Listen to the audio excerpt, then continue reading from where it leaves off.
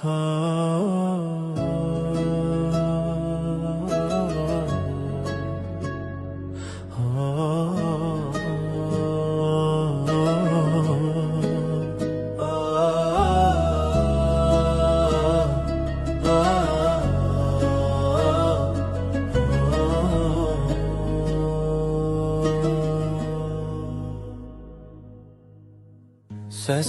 gecelerde açılır göyler, dua kalkar erşe, titreyer diller.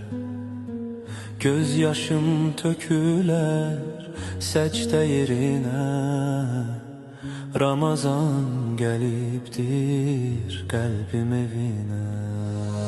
Aç kalan nefsime sabr öğredirem, Könlümün pasını zikirle silirem. Her iftar süfresi bir şükür sesi, Rahmetin kölgesi bağışlanması. Ramazan ey nur ayı, kalbime şefa payı.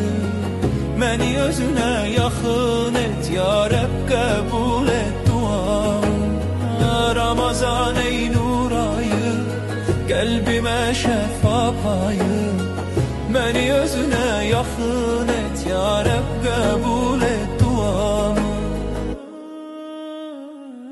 Bir gecə var min aydan üstün, ümitlər açılar bir bütün.